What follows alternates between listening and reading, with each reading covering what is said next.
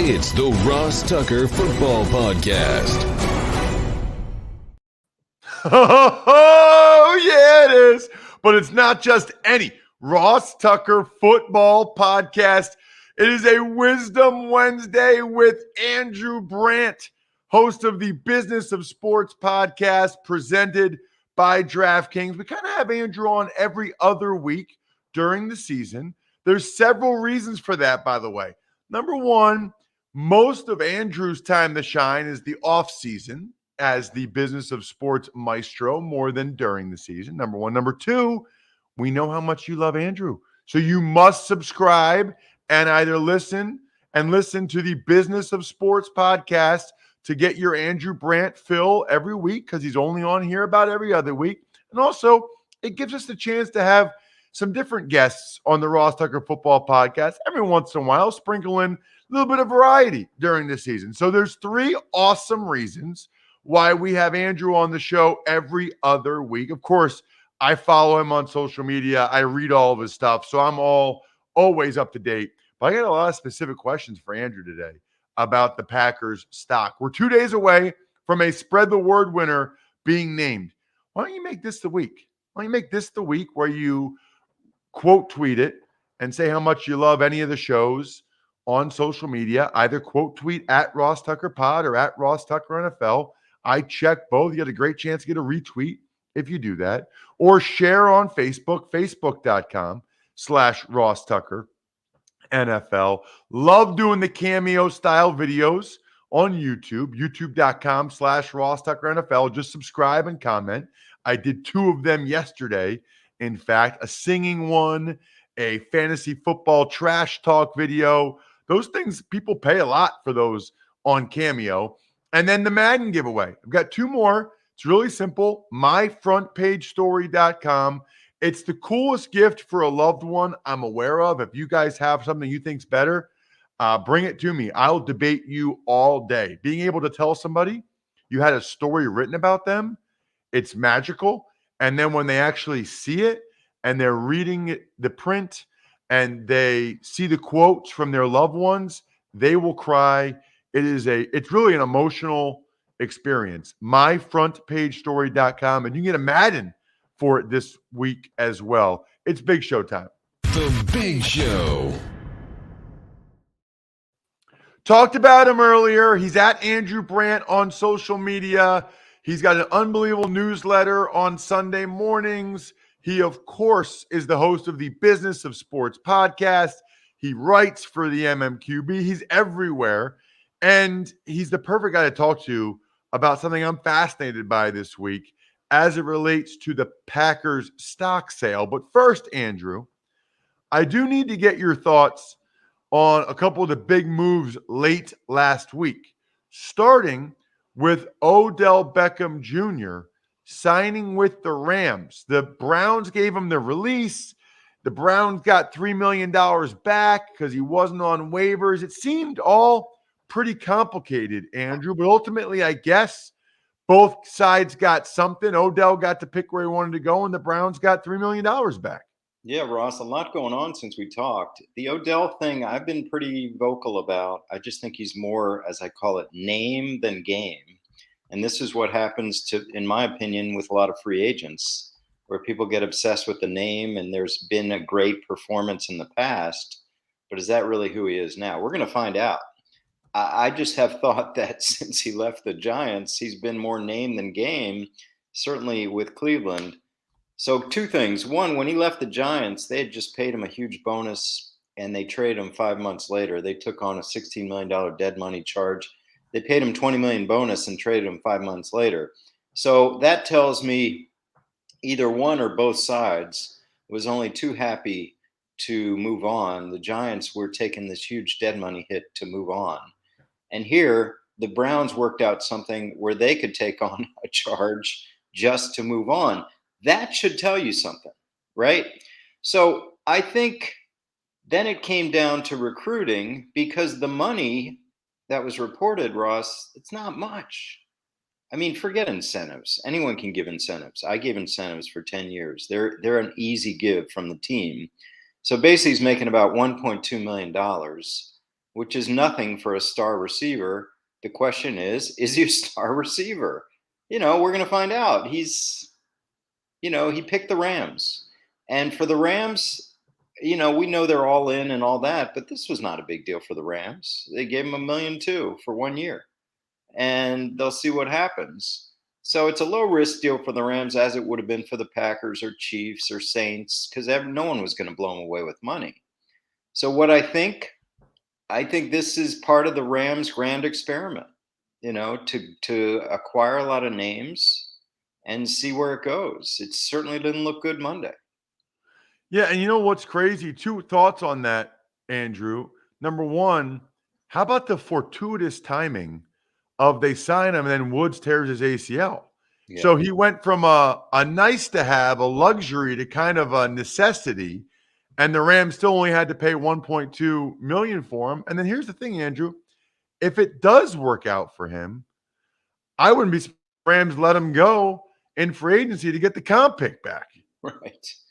Yeah, the Woods thing was amazing. And based on Monday night, they really miss Robert Woods because they went a lot of no huddle in the latter part of that game, and he wasn't in. So it told me that he wasn't, up to speed on the no huddle offense, the fast paced offense.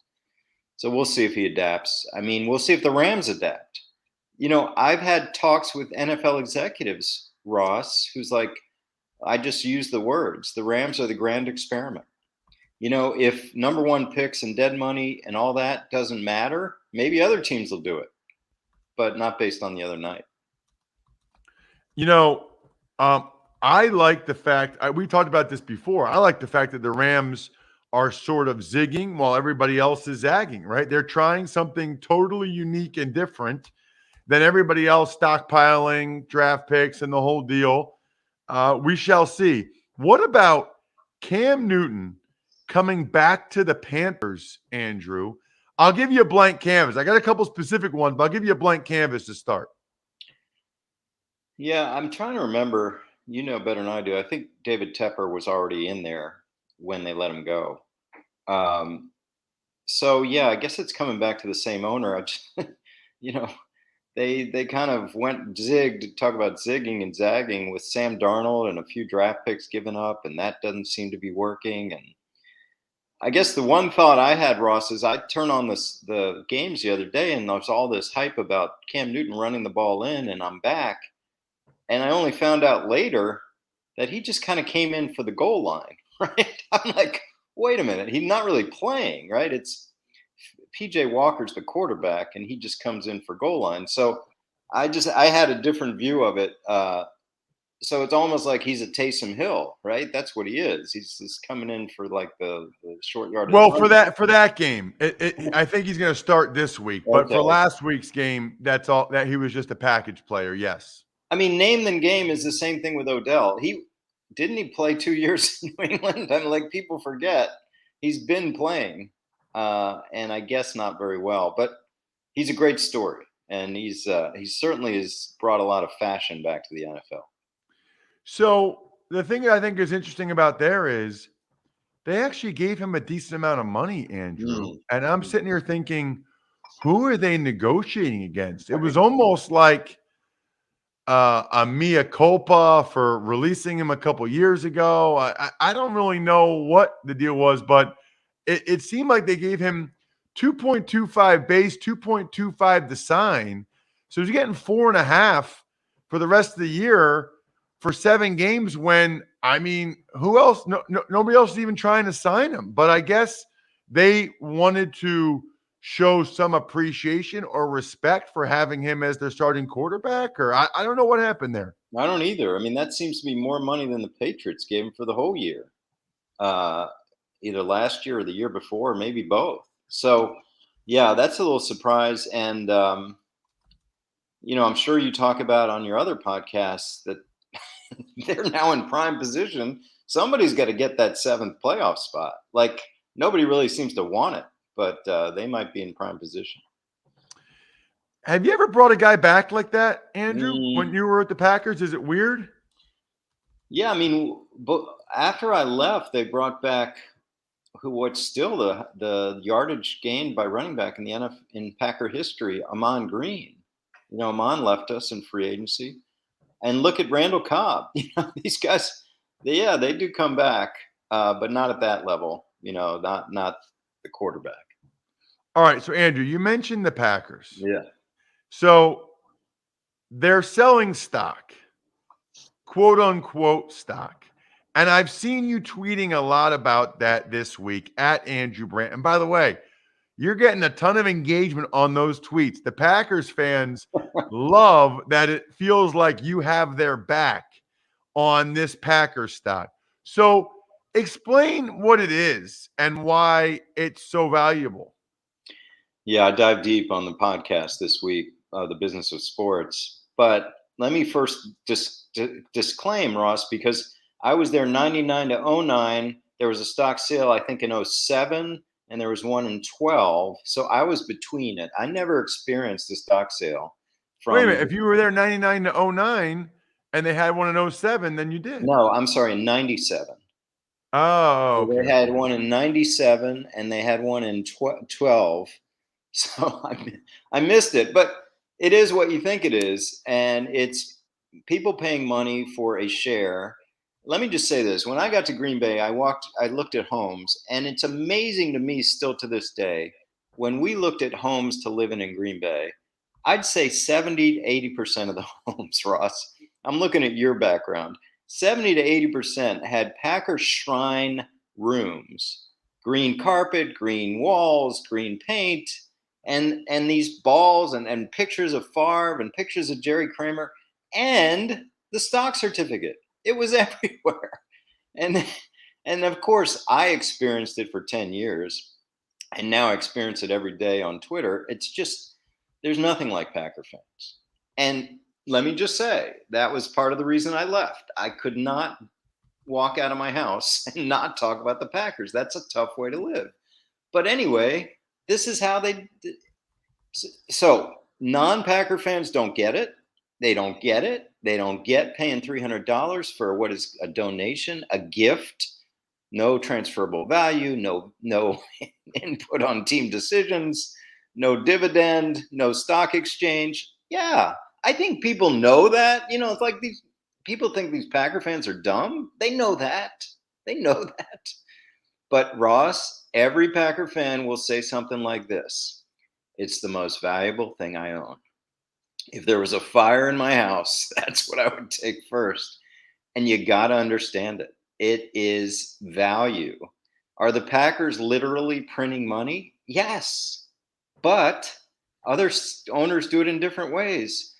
The Nevada citizens are paying $800 million for a stadium.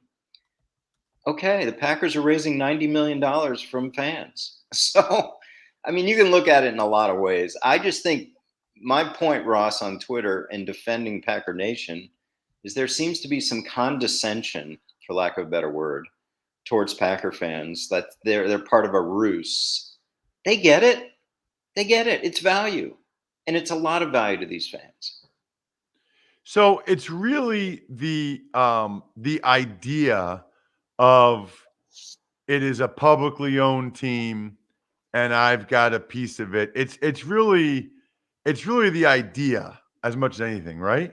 I think so. It's the feeling that you're an owner. All you really get is coming to that shareholder meeting in the summer with thousands of others, and you get that certificate, and it's that feeling. But listen, I walked around those streets for 10 years. They do feel an ownership. It's not an ownership where, hey, get that guy signed, or hey, go work on this for me. No, it's an ownership like, yeah, they're mine. I'm part of this. All right, so I got two more questions on this, actually. Yeah.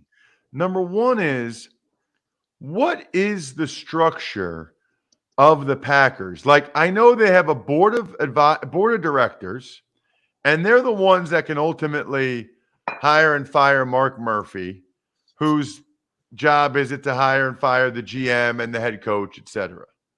My question is, Andrew, who votes on the board of directors? Like, I would have thought that the shareholders vote on the board of directors. Who Who votes on the board of directors? I think they do. I think they do. And yeah, I should know this, but You know what's so funny? I was on the radio in Milwaukee yesterday, yeah. and they didn't know it either. The two hosts there, nobody seems to know who votes on the like. Those are the guys. The board of directors are the ones running the whole thing, and nobody Well, seems to know how those guys get elected. let me tell you about who's running the whole thing. Brian Gutekunst is running the whole thing, and Mark Murphy's running the whole thing. It's not. Listen, I presented to those board of directors meetings. They held them every quarter, sometimes 3 times a year. Um, these are local businessmen. These are people who have Packer history. Bud Selig was on it, the owner of the Brewers, then commissioner of the Major League Baseball. They kind of, they just kind of like, that sounds good, like, and there is an executive committee that meets every month, and they're kind of local business people, and but they really listen to Mark Murphy talk about Titletown real estate, talk about stadium issues. They don't, they're not going to get involved on the football side. But who hired Mark Murphy? They did, right? The exec committee. I guess the exec committee did. Yeah. Yeah. And they use a search firm. So, yeah, that's where we are. I mean, listen, I said this many times to you and others. I had incredible autonomy running the player finance. If I did a contract for Brett Favre or Donald Driver for 20 million or 50 million, there's no one saying, "Hey, Andrew, good job, bad job." They trust it. That's how the Packers works. The last thing is the cool thing about the stock sale and the $90 million or whatever is that I guess unlike taxpayer dollars, these are volunteer. Like these are the people that they're volunteering to give the money, as opposed to taxpayers who don't. Now you can have a debate that the taxpayers maybe they should because they benefit from the revenue that bringing the team to this area. That's a whole different conversation. But on some level, it seems more fair that the people that care that much are the ones paying up for it. Yeah, and let me say this very succinctly. This is the best story in sports, right? You think about this. People listening, think about this. This is a little burg in north central Wisconsin of 100,000 people, maybe. They have an NFL team. Like, what? like, think about that for a minute. They have an NFL team. And the reason they're sustaining is the stock sales part of it, but it's a small part of it. It's sustaining because NFL owners back in the day decided that A, they would be the Green Bay Packers in the league, and B, in about 1960 or whatever, decided we're going to have shared media. So the Packers are making the same media revenues, which is the biggest revenue source by far, as New York, LA, Dallas, Detroit, etc. So it's still amazing if you zero in from another planet and see that the Green Bay is part of the NFL. I mean, I moved to this city and I'm like, what? Like, it's a tiny little burg. It's just amazing. Yeah, I remember the first time I played there as a rookie. I could not believe. I felt like we were in my neighborhood in Wyomissing, Pennsylvania, and then we made a right, and there was an NFL stadium there. I could not believe it. It was crazy. Andrew, terrific stuff. Love the timing of you being on this week with the Packers sales stuff. I was fascinated by that. Thank you so much, as always. All right, Ross. Talk soon. Business and Sports Podcast at Andrew Brandt. And you know why I love Andrew? Because he's the type of guy that rocks the Raycon earbuds. I take them everywhere I go now. Last week, I showed you them. It's been a game changer for me. It really has. Listening to podcasts or listening to music while I'm working out on the road, amazing. The audio quality is fantastic.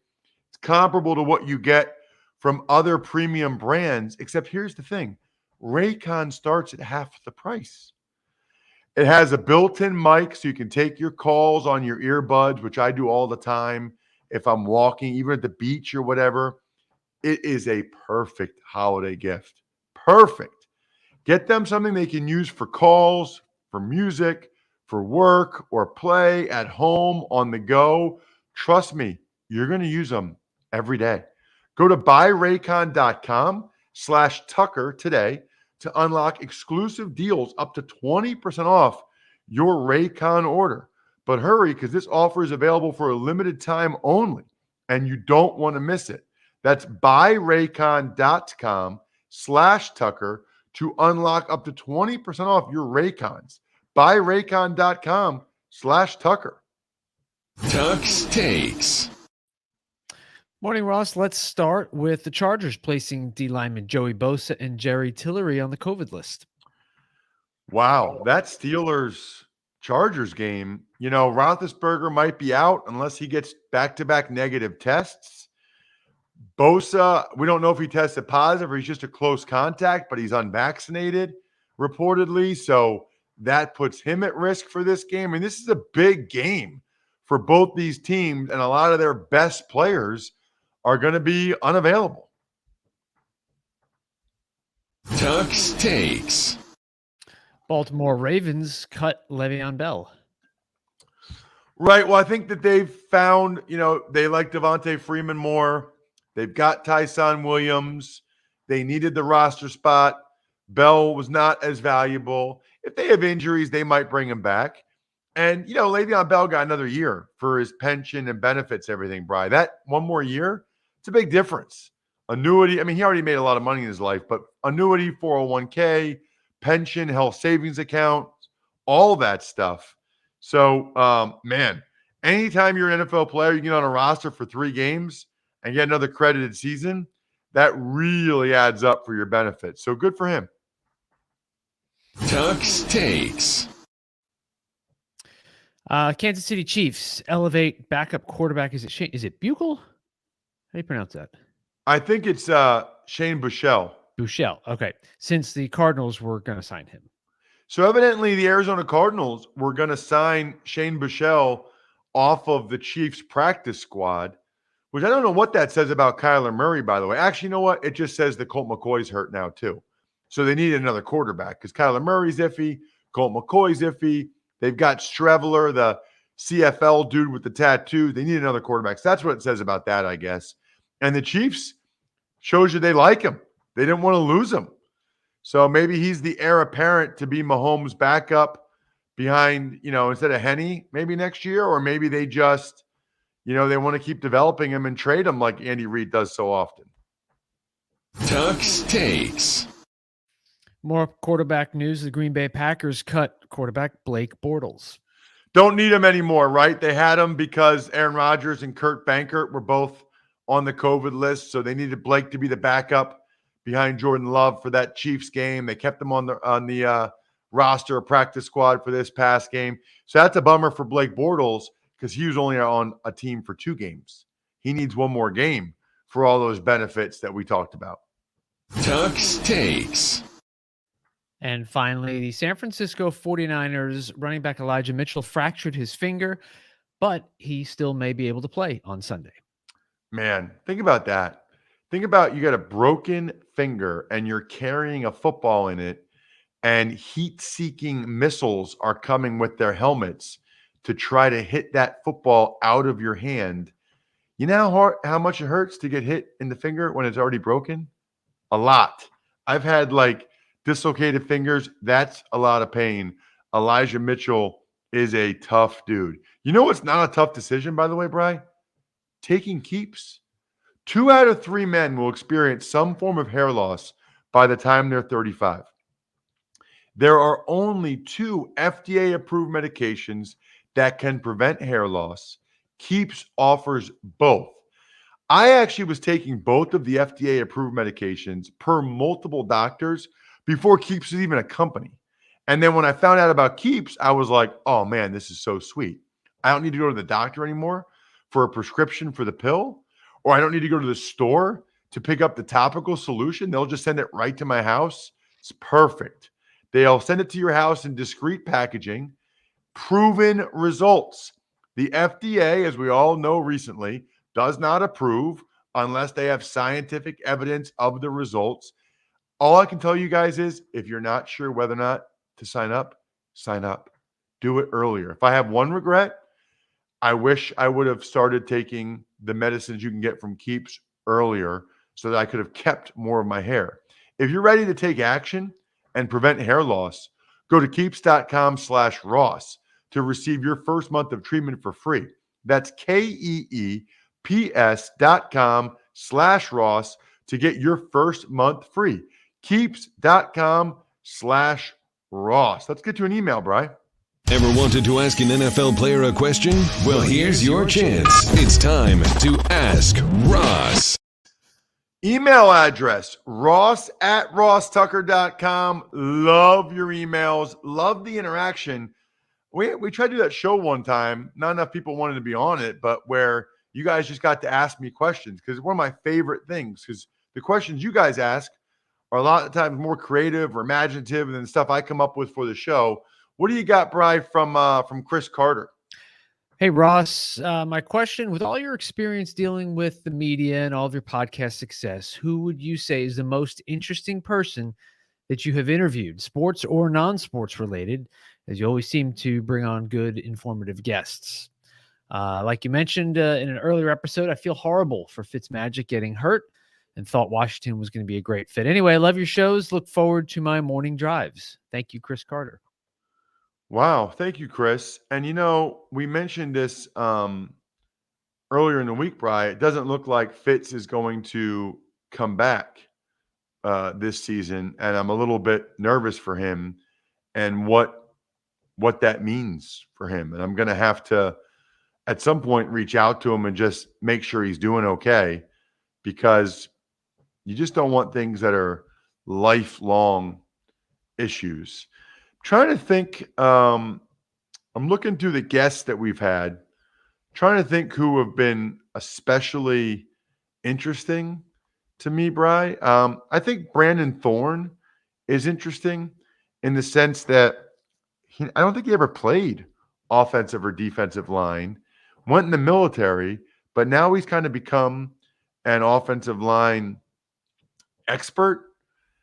Carrie Hastings, my buddy Chuck's wife, the team sports psychologist for the LA Rams. I thought that was a fascinating interview. That's one that jumped out to me.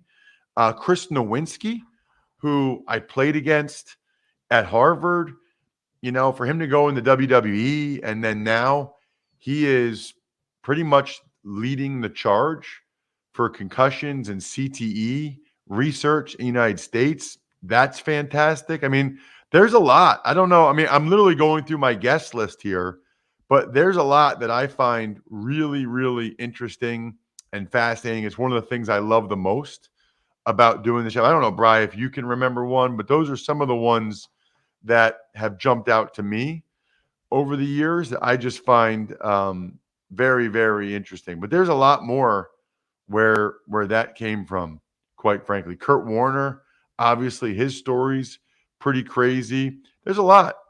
Good question. Really good question. Speaking of good questions, Bri, my question is why anybody wouldn't go to AutoZone to make sure they're covered with their battery. If you're not sure, go to America's #1 battery destination. You really should. Why? Well, there's a lot of reasons why. It's the only place that carries proven tough Duralast batteries. They've got an extensive line of replacement batteries ready to fit your specific needs based on your make and model. Their replacement batteries start at just $79.99, so you can upgrade your battery without breaking your wallet. They've even got free battery testing and charging. And sometimes you might think your battery is the issue, but it's really your starter or your alternator. I mentioned the free battery charging, which is awesome if you just need to charge it. Look, the proof's in the pudding.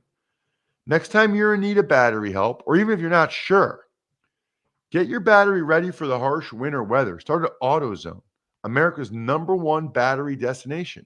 Get in the zone, AutoZone. We will have both Fantasy Feast podcasts, we'll have one Fantasy Feast podcast will be posted early afternoon. If you're playing season long or DFS, you'll love Joe Dolan. The Even Money podcast I thought yesterday was epic because what Steve said about the Steelers and the Eagles was fascinating. Shout outs to Pizza Boy Brewing, Sporticulture, Vision Comics with an X, HumanHeadNYC.com, and SteakhouseSports.com. There, I think we're done here, members of Patreon.com/RT Media. I think we're done here.